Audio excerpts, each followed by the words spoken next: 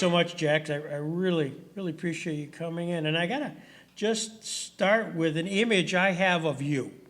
I have of you driving back and forth down, Fairmont Avenue. And my wife worked for many years at Wright in Hampton. Oh, yes. Cindy. And to see you walking and talking on some device, I assume it's some form of a ham radio. Yeah, exactly. 2 meter. Is that what it was? Uh-huh. Yeah. Well, tell me about that aspect of your life, ham radio, and you did that all the time. Mm-hmm. That's true. Right.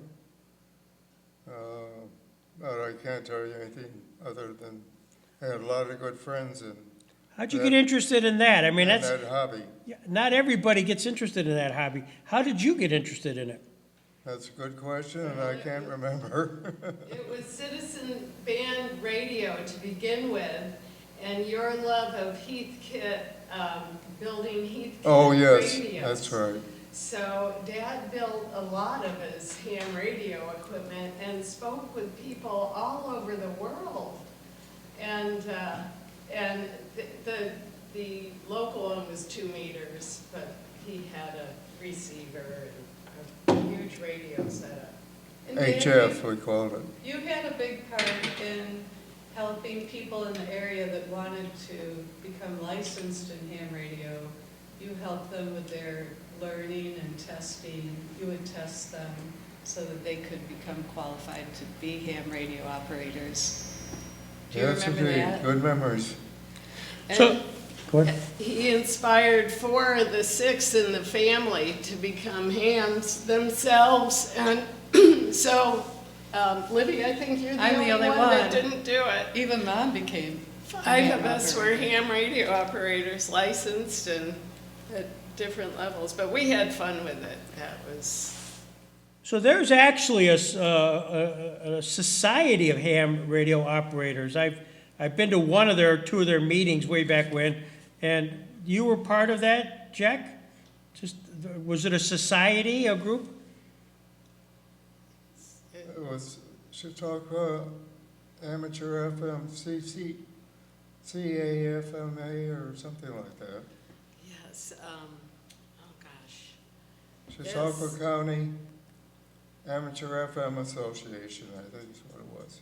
Yeah, I think you're right, Dad. So I'm visualizing in your house someplace is a room where there's the transmitter and the dials and you tune into other frequencies Yeah. where there's ham radio.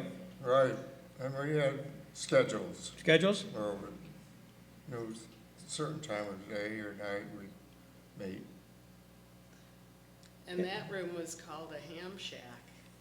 Ham shack. Yeah, right. So you would just go up there at a certain schedule and turn in the frequency and talk to somebody in Europe. All over the world, It's Wow. right. Wonderful hobby. And you still do any of that? No. No. Can do the internet instead. Yeah, that's right. That's kind of replaced us. So, Jack, tell me a little bit about your mom and dad. Well, my mother, did she grow up in Anaconda? She went there, I think, as a young teenager, but she was born and grew up in Jamestown, I believe, and her father was a photojournalist. Huh? And her mom. She worked in a boarding house. Yes, she did. Her Nani's mom and dad split up, and Nani's mom Nani went to a boarding house in Anaconda and worked for many years serving the men that worked the copper mine there. But they were frontiers women. Weren't they miners? No, the women did the boarding houses and the men were the miners. That's as what far I as I mean. know. Weren't the men miners? Yes, yeah. Yeah, Yeah, they were. okay. But that was, she did that, probably for 10 years, 5, 10 years. Okay. And that's how, and then, what did your dad, what's his background?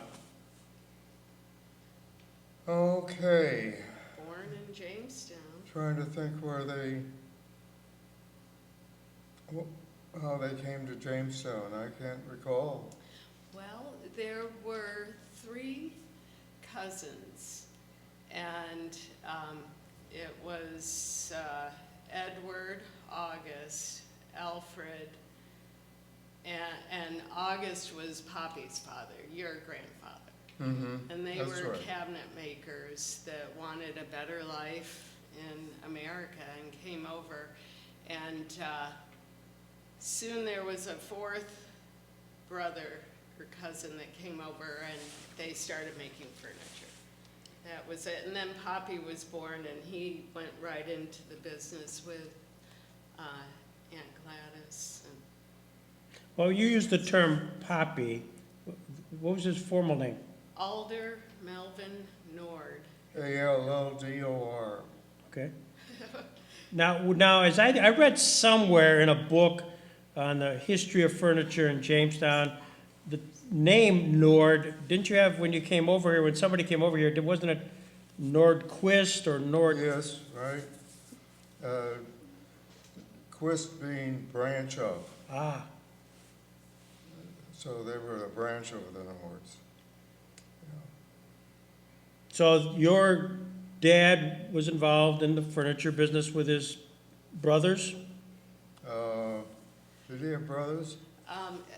No, he had sisters. Yeah, He was sisters. the little brother of all these 3 sisters.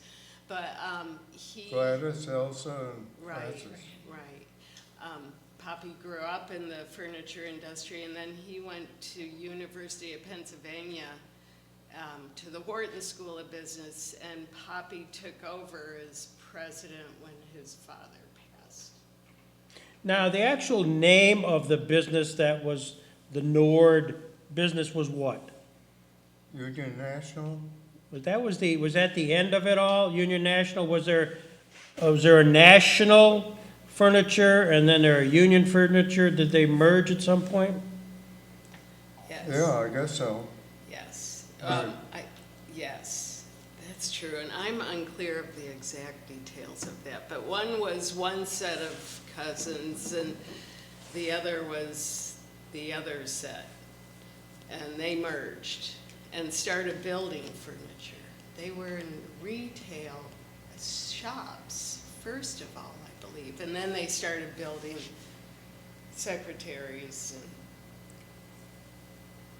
and things like that, occasional pieces. Were you destined to be involved in the furniture business, Jack? Was there any question, or were you possibly going to be doing something else in your career? Oh, I think I was destined.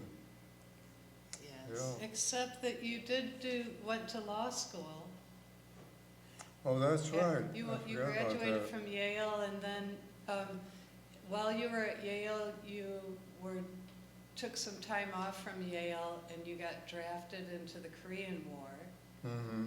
And then when you came back, you went back to Yale and graduated 1956. 1956, and then in the meantime, you got married with Mom, and then We eloped. you to eloped, Newman, Arizona. yes, and, yes, right.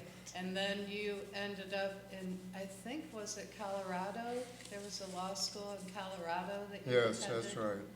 And Mom became pregnant, and so that kind of, And broke her leg. and broke her leg, right. So skiing. You ended up in Jamestown, but also your major in Yale was engineering. Yes, that's You were right. in an engineering program, so you were sort of looking at that It's aspect called for work. industrial administration and combined economics with engineering. Right. So that was sort of a future outlook for you, but you ended up at the factory, which was a wonderful thing Yeah. for all of us. Well, I had a GI Bill as a result of my service, and I still had 2 more years to go. So we thought a law school education would be a benefit. Yeah, And not your I cup tried of tea. for Yale Law, but then was not accepted. Well, let's just back up maybe a little bit, Jack. What's your birthday? When were you born? December 7th, 1930. December 7th, 1930. And right here in Jamestown? Yeah. So you're a Jamestown guy? Mm-hmm. And where did you do your schooling? Well, I went to a prep, what we called a prep school, Mhm. preparatory school, called the Hill School down in Pottstown, Pennsylvania. Mhm. And then after that, I went to Yale Okay. University up in New Haven, Connecticut. I'm going to pause for a second. You were born on December 7th, 1930. Mm-hmm. Do you remember December 7th, 1941? 1941? No. And what do you remember about that? Well, I remember being in the car with my dad and hearing President Roosevelt saying this would be a day that will live on in infamy. And, And he wasn't talking about your birthday. It was, and I had no idea. Do you remember your dad or mom's reaction to all of that? No, I don't. You were coming home from a birthday party at Aunt Gladys and Aunt Elsa's, I Yeah, think, that's right. for your birthday, and for cake and ice cream. Yeah. That's how I remember you telling the Mhm. story. And, Yeah, you've got it. Well, it was a Sunday, and so that would have been Yeah, it was a Sunday. very appropriate that that would have happened. Now, when you went to school, you would have been, let's see, you would have been 11 years old. Do you remember any conversation in school, you're pretty young at the time, about the war during that time period? Gosh, I wish I did, but I can't recall anything. And then, of course, the war ends in 45. There's a lot of celebration. Do you remember the furniture factory or your dad or anybody shutting down or going into the streets celebrating, anything like that? No, Yeah. I don't. You go then off to school, and then you get a letter from the United States saying, greetings, greetings. And you get drafted. Well, they were, yeah, drafted. And the day that I was drafted, they were drafting 100% into the Marine Corps. Ah, Apparently there were shortage there. so that's where you went? And that's where I ended up at Parris Island. Okay. And let's see, Parris Island. Then what did I do? Did I go at the West Coast after that? yes, I believe so. Yeah, you went to some Yeah, base on the there. West Coast out in California. And that's when Pendleton, you eloped with Mom, I Pendleton. believe. Pendleton? Pendleton, Yeah. yes, Pendleton, right. yeah. And as a Marine, the concept is you're going to see action, or you're going to go to Korea. Did you go to Korea? Yes, I was there over there for about a year. What did they have you do? Well, they had me as a courier, and I was cleared for classified material up to confidential, I guess. Confidential and up to secret. But you had to be a commissioned officer to be cleared for top secret. Where were you stationed? Oh, headquarters. Gosh, wish this interview had taken place about 10 years ago. Just have no. You know, I can't remember either. It was somewhere in Korea. But you as a courier, did you work in the office as a typist, a stenographer? You just seem like a technical guy. Uh-huh. Was that something you did as well? Well, I think you drove the Jeep that delivered the documents to the front lines. That was your task, was transport, yeah, what I've always understood, at least. yeah, I don't recall doing any typing or anything like that. So as a courier going to the front line and being, therefore you had to get to the front line, do you remember any incidences that you can recall where somebody didn't want to get you to the front line? No? So it was pretty mission accomplished? Yeah. Didn't it go on patrol?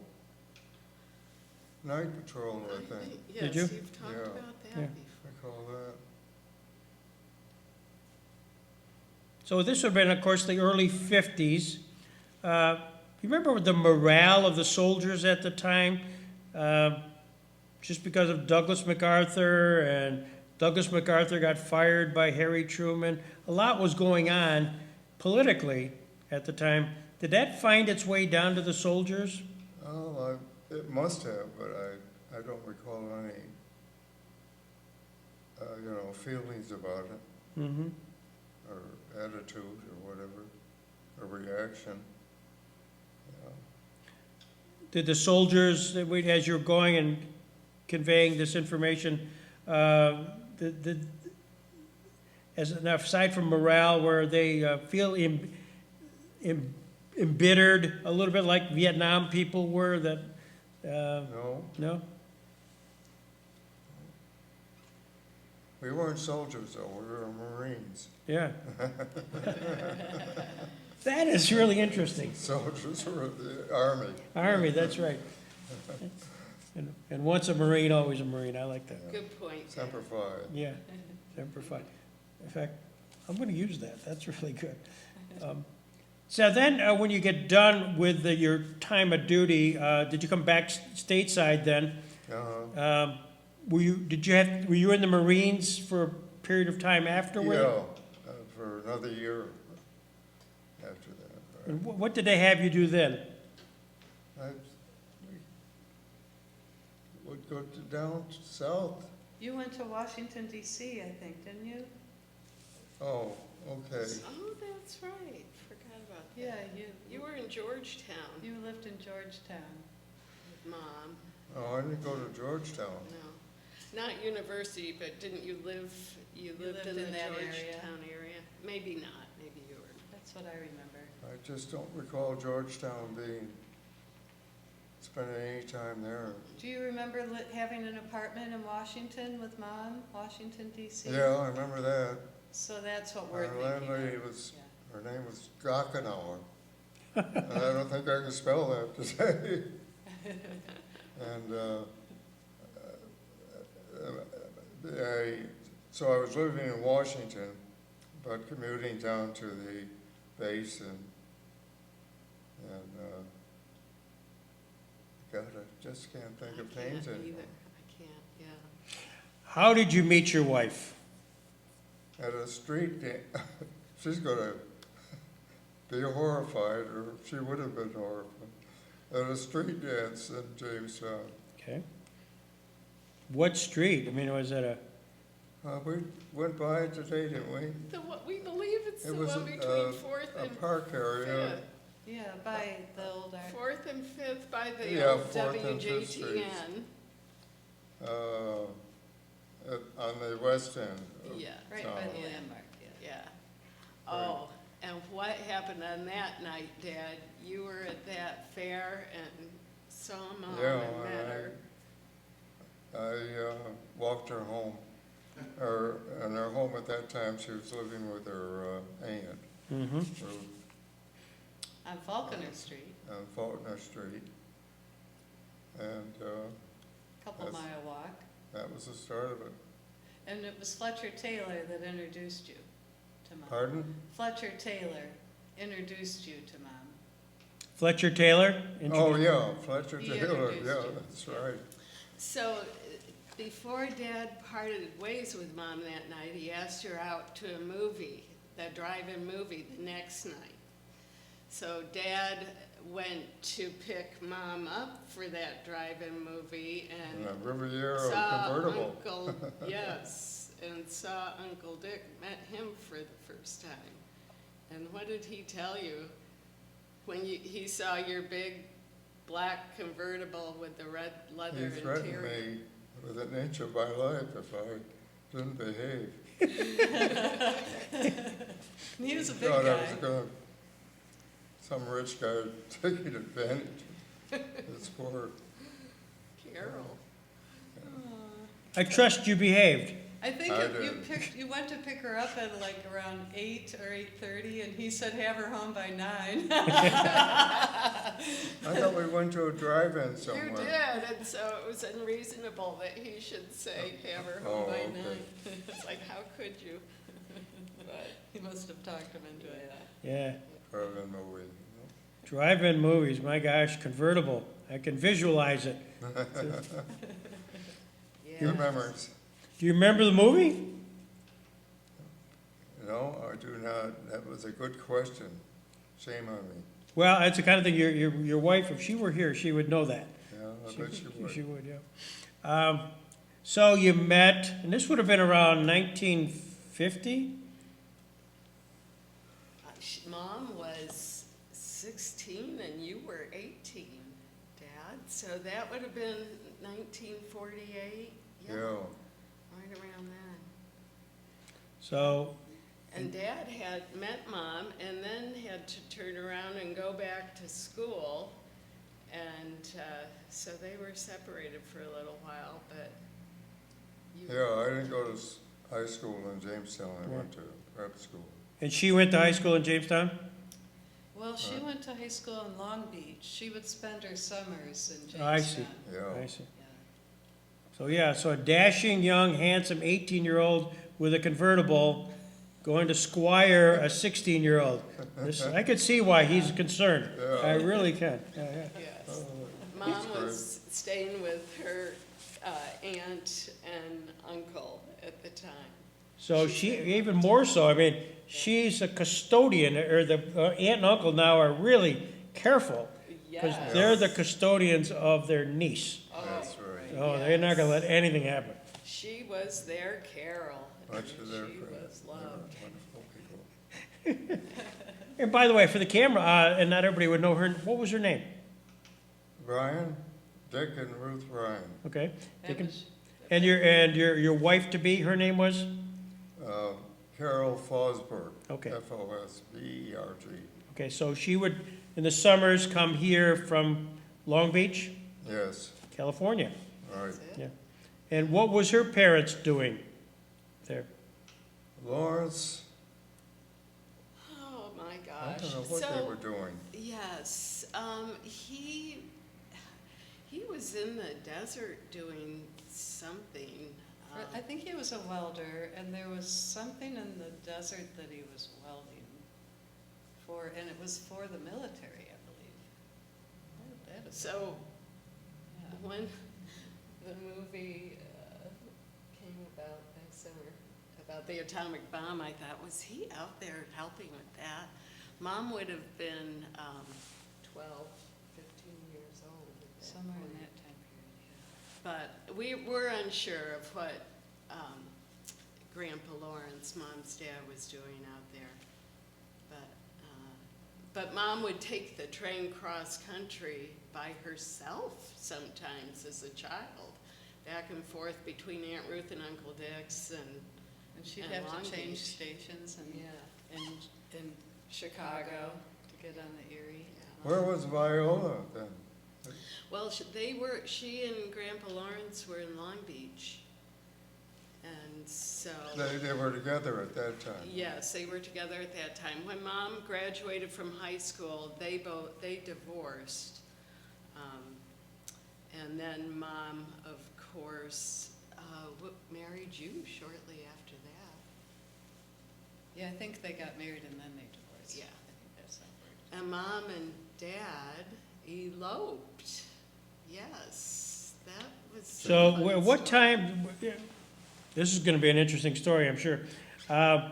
You had this fleeting meeting and early romance in 1948 or so. She's out in Long Beach, you go back to school. How did you stay in touch? Was it by writing? Was it a continuing romance or courting going on, or did you kind of separate for a while? Well, they had an agreement that each other would not date, but did they date other people? I'm not I don't know, I never heard that. I never heard this. Did you have an agreement that you guys wouldn't date anybody else? Oh, that didn't happen. Yeah. Oh, okay, it didn't happen. Yeah, I think it was really kind of love at first sight for both Yeah. of them. They were pretty devoted. There's some photographs that Dad took of Mom when she was about 17, and she looked beautiful, and you could tell there was love in her eyes at that young age. So you continued to still kind of correspond. At what point did you decide that you wanted to get married to her? What year was that? Do you remember the date of their marriage? Yeah, let's see, that was, I don't remember the year, but it was when you were at Pendleton, you were gonna go to Korea, and you and Mom eloped before you got on that boat. Yeah, Right. we eloped to Yuma, Arizona. Yeah. So she's out in Long Beach at the time, so she's in California. You're out in California in the service at Pendleton. Yeah, at Yeah. Pendleton. And then you meet on a weekend and just take off. Yeah. Yeah. I made that up, but Much- I much think- the- And, Dad was nervous about being away from her for a whole year. but So- she stayed with Nani and Poppy, and well, Dad continued on in Yeah. Korea. And then when Dad came back, he was anxious to get back to Yale. They both were, and then they moved back to Connecticut so Dad could complete his Yeah, tour. my dad was devastated when we had eloped. He thought that would be the end of my educational career, I guess. it's interesting. Was your dad more interested in your education, or was he more interested that this could affect you coming back to the business? I think he really I think- thought that your education was, he Yeah, wanted I you. think no matter what I pursued, Yeah, it was Yeah. important that right. he was more concerned that I at least was getting prepared for whatever I was gonna pursue. But you know what? Yeah. The beauty of it was that It was a he wonderful soon thought. found out that it was the best thing that could have happened to Dad, because Mom really was a partner with Dad, and was there every step of the way with him through that education. So Poppy and everyone was very happy. Yeah, he was devastated by the elopement, but Yeah, But he loved Mom. no. Yeah, but He just adored her. yeah. So then from you elope, you get married, you have to then get discharged from the service and head back to Yale. Is that right? Well, didn't we elope before I went over to Korea? Yes. Yeah, yes. okay, so you I had elope. 1 year in Korea. Okay, then come back, and then you get Yeah. discharged from the service, Right, and then off to Yale. Yes, because you yeah, I lived in think the that Quonset was huts the time there. frame. Yeah, like for married couples. But the No, no. Washington DC stint was And between I was there Yale. on a GI Bill, Yep. and when I got done at Yale, I still had 2 more years. Ah, And my father thought a law education would be a good direction to go. So I applied for the Yale Law School, but I didn't make it there. And I ended up where'd I end up? Denver, Colorado. Colorado, Yeah. that's right. Yeah, yeah. so you went out to Colorado, and you didn't complete your law degree. No, I didn't. Was that by, I mean, did you get to a point where you didn't know you didn't want to be a lawyer, or? He didn't want to be a lawyer. Well, I don't think it was a your part. I didn't do well in the school. Yeah. I mean, it was just beyond me. So, what I end up with the singer, Oh, yeah, you were a singer-sewing you rep. know, singer That's sewing retail store out there. Ah, But you became really good at like fixing the machines, not so good at selling them. But you were very good at I was fixing more them. interested in the mechanics than I was in retailing. So, yes, so growing up, my most common memory of Dad was him building things or fixing things. And he would build TVs, he built an organ, he built Microwave, the first trash microwave in compactor. Jamestown, I'm sure. And he was always fixing things for people. We never had a repairman in our house. We got nervous when you brought home plans for a Yeah. plane. We were like, yeah, no, we're not going in that. But that was the Yeah, engineering Heath was education. really Yeah, my favorite company. yeah. All the kids say, That was so wonderful for all of Oh. us. But you had the stereo shop down at the factory. So Dad ended up at the factory, of course. In high school, you started in the kiln down there, working the kiln. They the decided. summers, yeah. You dug out the kiln for the heating elements in there, and then the Right. rest was history. Yeah, that's right. You were there for, your father passed away in 1974, and you became president at that point, and until the early 90s? Yes. Yeah, I think so. early 90s. So you were president of Union National for quite a while, and that was a big part of your life. Many decisions were made in that plan. so going along that line, you had worked in summers at the shop with your dad. It was known as Union National at the Yes. time. Yeah, Doing just a little bit of history, there was a national furniture company, and union. then there was a union, then they merged in the around 1920s. Then you do all the education, you went in the military, you got married, and then at what point did you come back here and settle in Jamestown? 1959, I believe, because I was 4 years old and we moved out to what used, Southwestern Drive.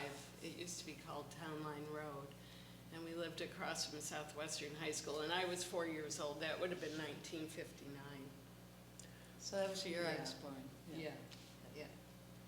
So, and then you were going down to the factory you were employed by the factory at that point, and working closely with your dad.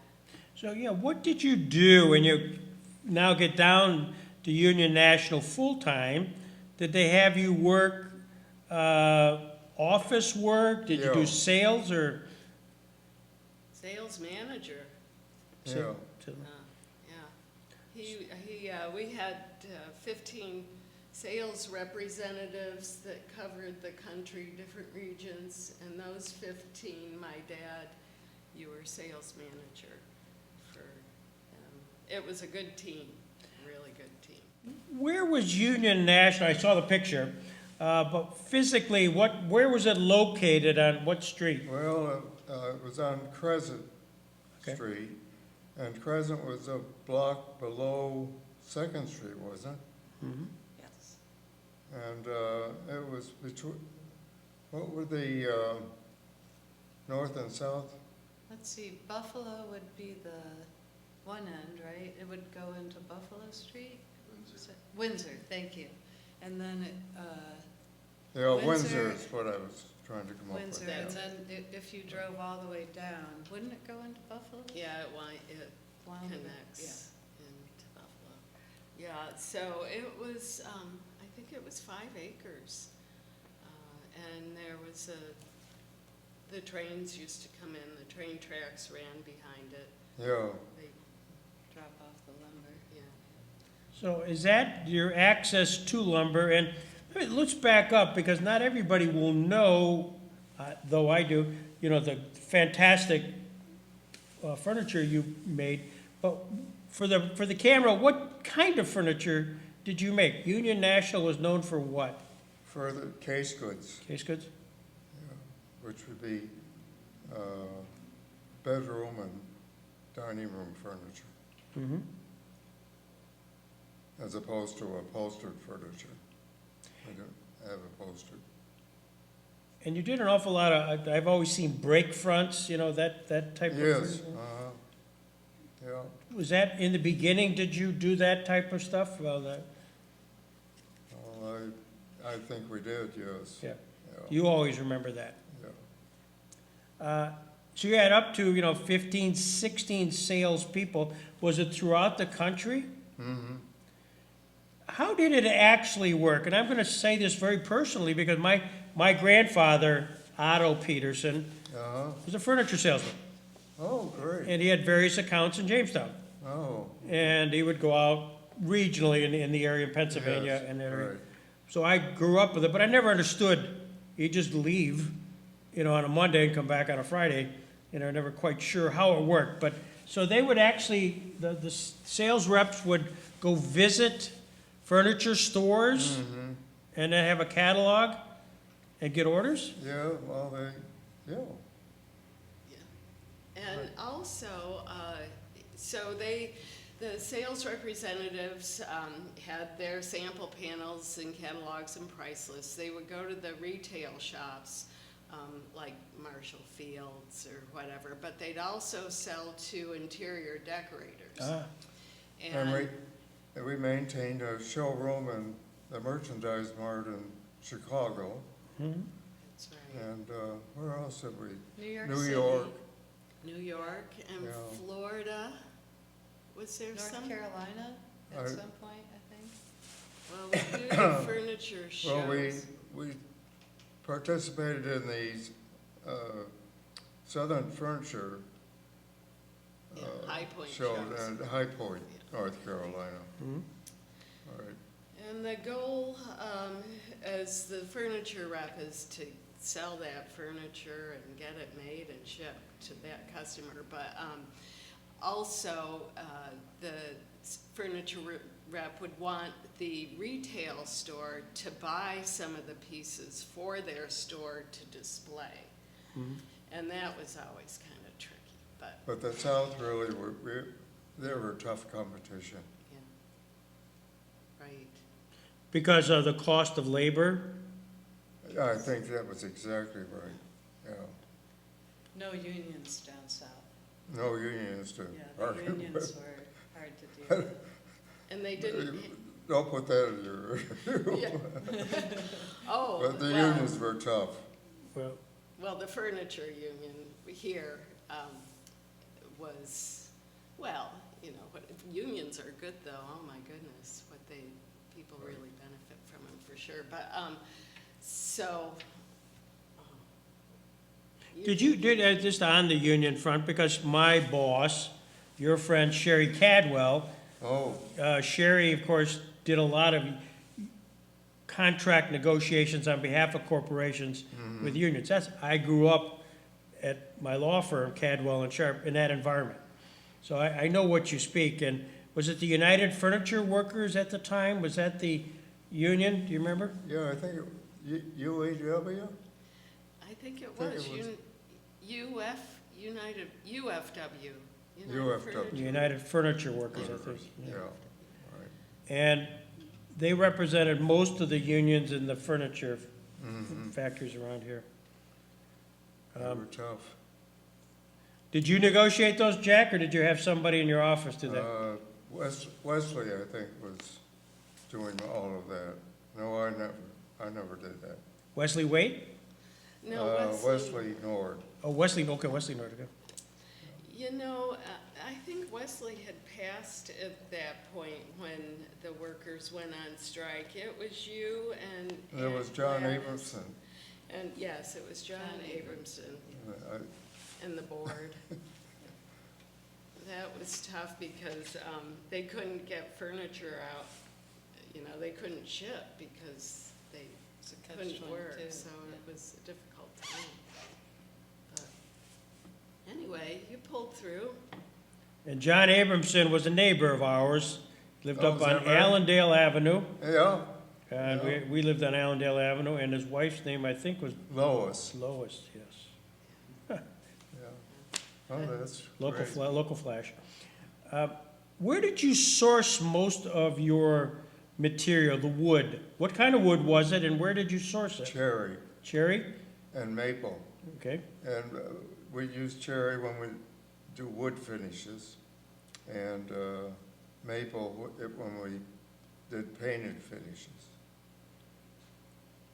Where did you source it? Where did most of it come from? Well, Pennsylvania, I think. So fairly local, I mean, local in the Yeah, sense that. right. And did it come in by truck, or did it come in by train? Truck Truck? Yeah. and flatbeds. Now, did you also have a showroom here at the Furniture Mart Mhm. building? Yes, on the second floor, Okay. big showroom there. What do you remember about the furniture shows, Furniture Mart shows? Well, Were they twice a year?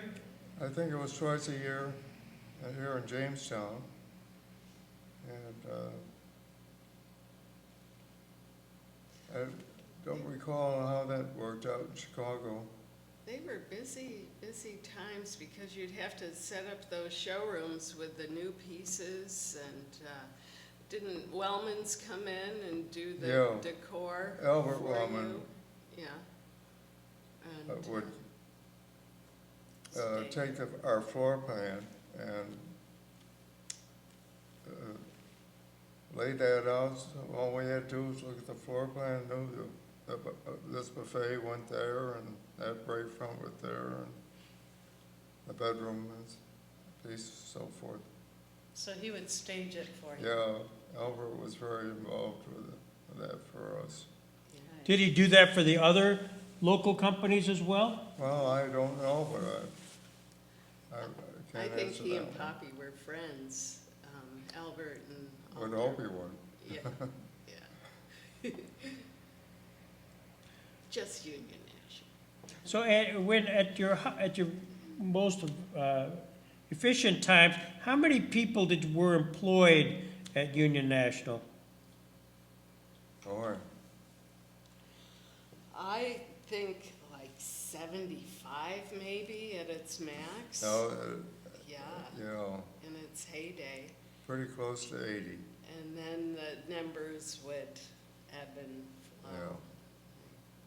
You know, but so when Union National closed in the early 90s, there was a man that had been there 50 years. Wow. 50 years, and many of the employees, oh, they were just wonderful. Dad was kind of devastated that those people were now out there because they were such a wonderful team for that factory. Those Who people. did your design work? Did you have a actual department that did the design? Again, I'm visualizing all of these ornate break fronts, of which I have a couple in my house, and there's a wonderful one here at the Jackson Center we'll show you. But who actually did all that design work? Well, before I got involved, there was Fletcher. The last name was Fletcher. And then there was Vince Wildman. And one other, but Jack I can't come up with a Moynihan. name. Yeah. Jack Moynihan? Jack Moynihan? Well, Jack Monahan was a sales representative in New York City. Oh, Nick DeVries. Nick DeVries, yeah, Yes. that's right, that was one of our designers. He lived in Connecticut. Vince Wildman, though, did the best work, Did but you he guys- had my dad direct him too. Uh-huh. Yeah. They would come up with the blueprints for each piece of furniture, and that was the start. The blueprint would go down to the machine room where they'd cut the different pieces, and it Yep. was quite an operation. Well, those are such elaborate pieces, and I could see, and I looked today on the internet, there was 2010, Heidi was jumping on and talking about various pieces. People were talking about all the Union National furniture in great detail, and you responded, talking a little bit about, the process, and I vaguely remember that, but there was someone that was really interested in Union National on the internet, and they really wanted to know this information, so I do remember hopping on and saying, well. yeah, if you want to know the real story. Yeah. That's how I got you, that's how Heidi, I saw you today, this morning. Oh, there you go. Also, another thing of interest is we were in a magazine one time. There was a magazine called Leaders Magazine. And their Leaders Magazine you could get, it was real high quality, and it went to only leaders in the world. So you had to be a president or a king or not a pharaoh, but very important to get Yeah, this we magazine. advertised in House Beautiful and, New Yorker and Architectural. Architectural Digest, but in this Leaders magazine, they had a segment on Union National Furniture, and they had a picture of one of our largest break fronts in this magazine, and they captioned it, "The best in the world." That was the name of that art, Yeah, feature. yeah. Every month, or it came out quarterly, and every quarter they had a segment called "The Best in the World," and that one month, Union National's break front was best in the world. I thought that was pretty outstanding. So did Mom. Well, just what we'll show you later today, and we'll get some pictures with you with that, is a break front that Betty LeNay had. Betty LeNay, yeah, Reggie's wife, yeah. wife. Yeah, so when she passed away, Rowan up in Lakewood bought the house, and within the house was the big break front from Union National, and it's now here at the Jackson Center. Oh, gosh, That's so okay. cool. Yeah, so I'll be anxious to see you describe it. It'll be interesting. Not easy to get up the stairs, by the way, In pieces, I in bet. pieces and all that. So, okay, Oh, there's Yay. an elevator right here. yeah. So you became, obviously, when your dad passed, you became president of Union National. I think Wesley Nord was, yeah, I think he preceded me to, Did he precede you? Okay. No, I don't think so. I think you No, I just think fell right in, It Dad. went from Alder to you, Dad. oh, okay. Yeah, yeah. He stayed vice president until he retired. Yeah, right. But, It was Um, manufacturing, right. it was in Um, sales. When the factory first originated, there were many family members on the board.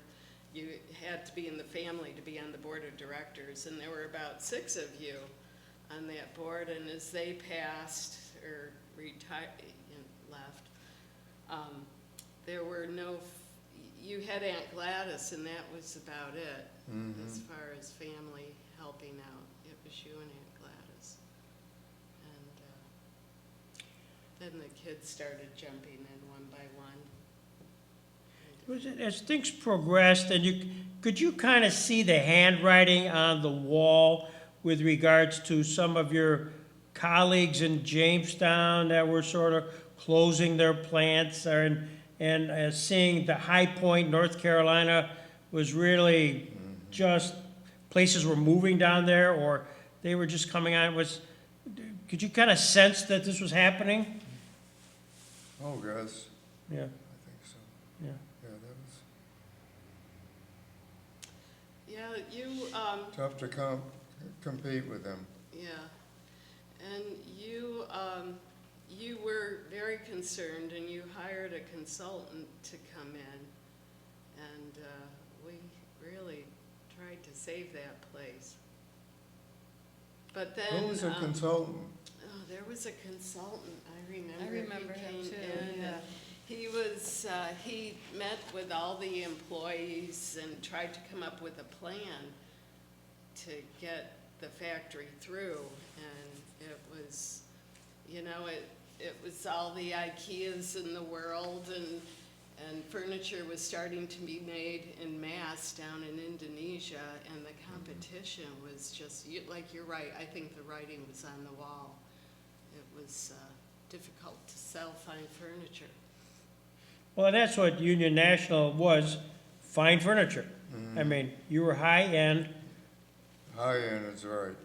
very, very fine furniture. That's why it's lasted forever. And the name continues out there. I mean, people cherish to buy or obtain on a second time around Union National furniture. It's still all over Interesting. eBay. You can see it on the internet. Yeah, it's. Of They course, talk it's about being your sold. Union National furniture. It stood the test of time. It's good to hear. Was it such that you could see that when you finally had to meet with your employees and say we're kind of closing operations, was that a tough meeting? Oh, I'm sure it was. Yeah. One of the toughest. What was gonna happen to them? Yeah. That's right. So, just out of curiosity, when the time comes and it's not effective to continue the operation, but you have plans, you have inventory, you have machinery, was there just a liquidation sale? Is that what happened, or did somebody come in and buy it, the Union National stuff? I don't remember. Huge auction. Was that what happened, Yeah, auction? I think there was a huge auction, and it was advertised all over the territory. Yep. They came in and Including the machinery? Mm-hmm, No? yeah, Okay. yeah. Yeah, Blueprints ended up in like a resale shop in Bemis Point. It was like a little corner resale shop, and I walked in there one day, and they had a wooden barrel, and I'm just pulling out these papers, and they're blueprints for Union National Furniture. Oh, isn't that sweet? I know, Yeah. I couldn't believe it. So someone, So was someone from that wise. auction Yeah. got Yeah. those blueprints, yeah, yeah. well, they could build that furniture with those blueprints. That's then. right, that's right. I'm just curious, because often companies, when a big company kind of ceases operations, somebody or employees or two kind of grab pieces of the production and sort of do it themselves. Did that happen at all with Union National? Do you remember anything like that? I don't recall. Anybody who did kind of knock off Union National stuff? Yeah. I don't know. By the way, this has been, I've never had this stuff, where I'm glad there's a microphone that you guys, it's all being picked up, where we're learning about this as a family. This is a collective. Oh, The nice. history is really come out. Nice. I didn't know this. I mean, what I'm hearing is like, wow, so this has really worked out unexpectedly well. Oh, I'm glad to hear you say that. Yeah, it's just, the three of you were like, wow, Yeah. Thank you. Well, pieces of the puzzle. Thanks to Dad. So today, when you think about Union National and its fine furniture, do you think of it as a legacy, as a Nord family legacy? Yeah, I guess that would describe it. I think so. I think that's why we're sitting here today, because it was such a huge part of the community and in the industry of all of Jamestown. We were a big, a piece of that puzzle, and that's because of the Nords, those 4 cousins that came over in the late 1800s. The book that, I assume you've seen it, is Furniture Manufacturers in Jamestown by Clarence Carlson. It's a book that you can buy at the Fenton.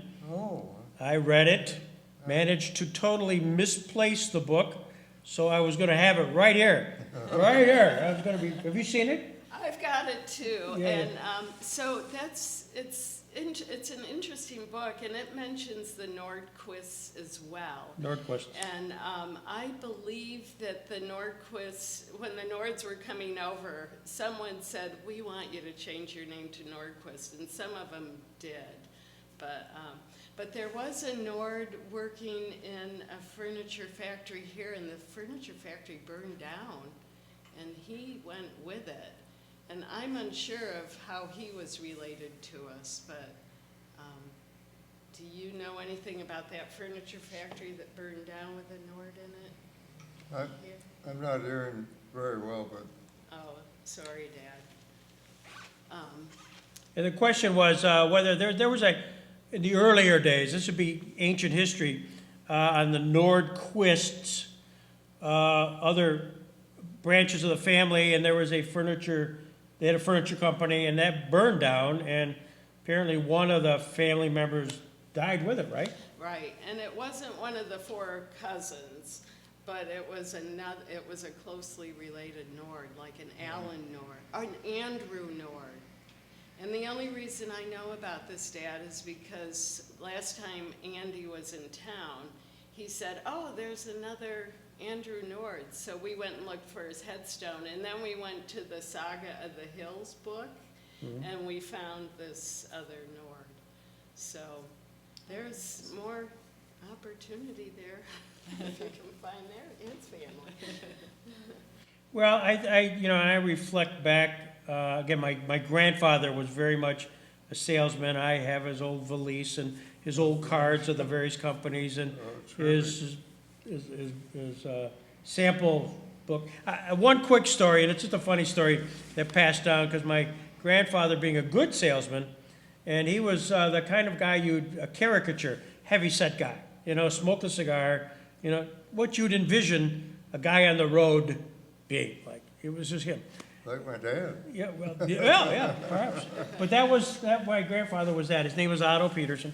And he would tell the story of whenever they went to Chicago with Chuck Gustafson. Oh, yes, I remember that name too. Yeah, Chuck lived over here. Chuck worked with my grandfather, sort of mentor, mentee. And they would go out there, but again, he was rotund and he had a 3-piece and cigar and a hat. And they always referred to him as governor. Governor.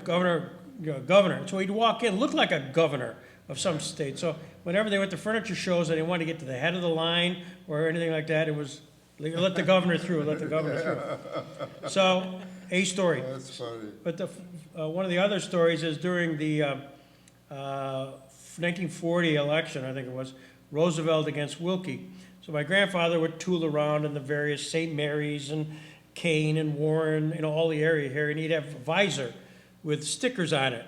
And he knew the people who he was selling to, and he'd pull down the visor, vote for Wilkie, leave the other one up, so that the owner would come out to the car purposely to, my grandfather would show him, here's the latest samples, and he would see Wilkie. So he would then go to the next one and pull that up, Remember that? bring down Roosevelt, those type of things. Yeah, I love that attitude. Oh, That's never sells that wonderful. product. Republican and Democrat. Yeah. play to your customer. That was the whole thing. Yeah, I digress, but. yeah. No, that's- But you, Union National at the time, when you did cease operations, had to be one of the last of the furniture companies still surviving at the time. what about Van Steve? Well, they were still standing too, and, you know, eventually they had their demise, but you're right, they were standing too. Yeah. And I'm unsure about Crawford Furniture. Crawford, Crawford definitely was, Oh, yeah, Crawford, yeah, Carl. right. And Don Van Stee and his brother, Steve? No. oh, I'm drawing a blank.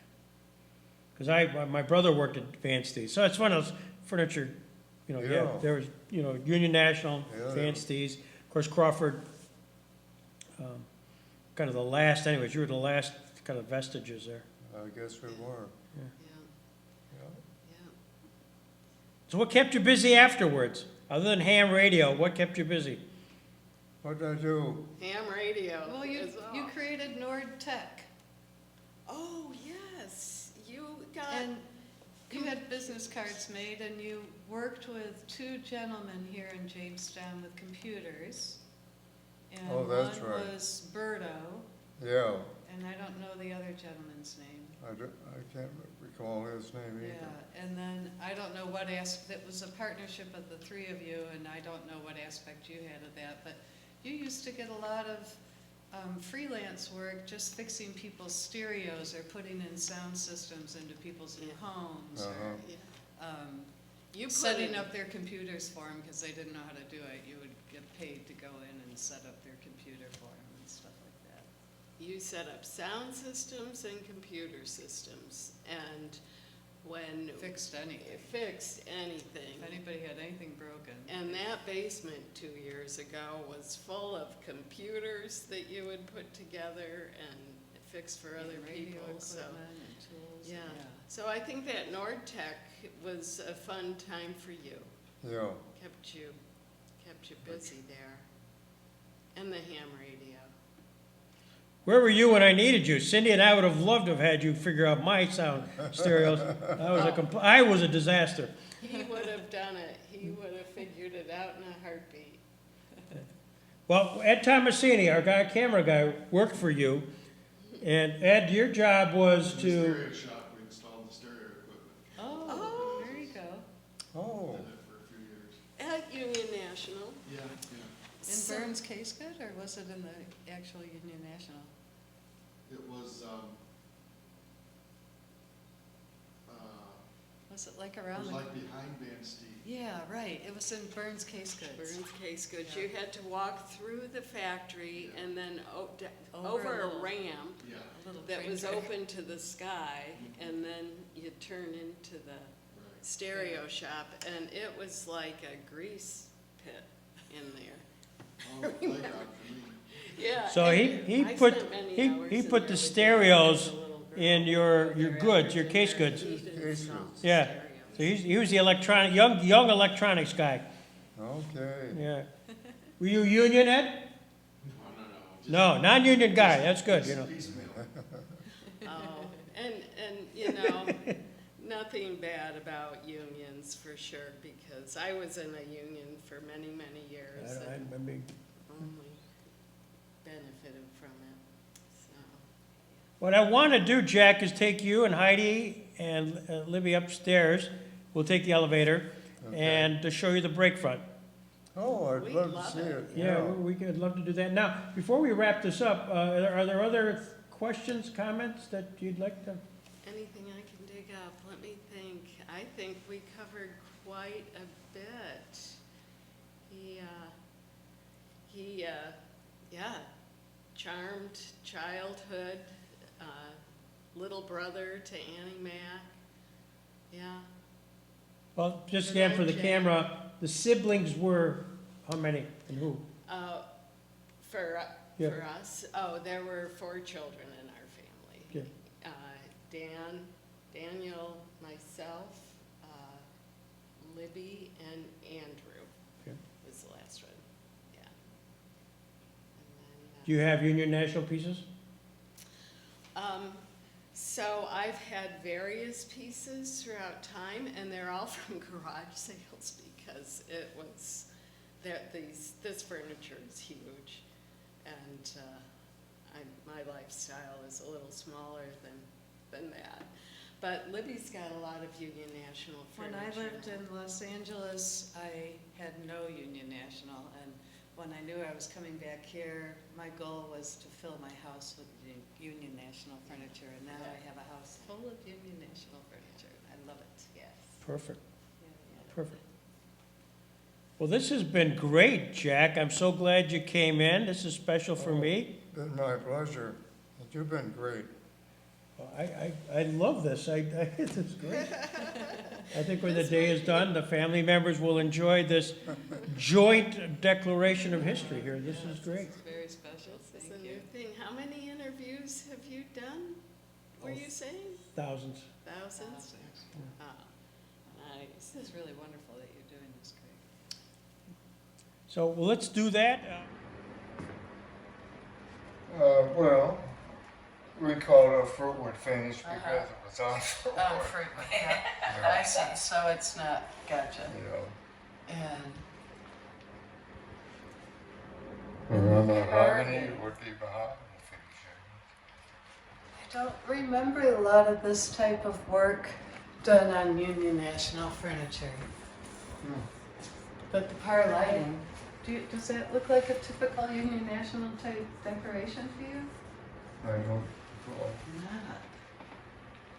But the hardware, for sure. The lines, for sure. What year this is? There's even I still have That gold leaf was just like the silver foil. It would peel off. Yeah. Peel it Yeah, you off. can still see some of the squares if you look Yeah, really yeah, carefully. yeah. Yeah. And what year would you say this would have been from, or what decade? 70s? That's what my first guess was. Yeah. Is there But anything on what you have, Kristen? No dates. This is no dates. That's what I was looking for. But 70, par lighting, that didn't even come in until the 70s, did it? And so this would be cherry wood. Yeah. And if it was painted with a lacquer finish, it Maple. would be maple. The cherry has the pretty. And this is Right. actually a wall cabinet and not a break front, would that be right, Dan? That right. So it's there not you a go. break front. A break front is when it breaks. That's a Oh, break. Yeah. This has a top and bottom. Doesn't Yes, it? but It's it continuous. would be like this, Oh. come out here, Yep. go back in, and then straight, so it would be a broken Yeah. So front. the front. Yeah. Yep. And I had never thought about that before. So this But is. you're right. Yeah. Yeah, that would be perfect. So this is a wall cabinet. And the lighting is Mhm. very special. Par lighting. Yep. From General Electric, and that's why I was thinking it must be 70s. It couldn't be earlier, because didn't she come in the 70s? The rep from The GE. GE red, yeah, with I the remember little her. white triumph. That's great. Love your Funny memories what on sticks in that. your memory. And I don't know, Libby probably told you, the special thing about this lighting is if you have crystal in there, it goes right through the glass shelves, and it really focuses on the item it's passing through. Yeah. Yeah. Dramatic. Of course. Yes. Perfect for furniture. I'll have to win some awards so I can put them on there and you can just come down like that. So that's a fine piece of furniture. Well, it's here. We're going to take a picture now of the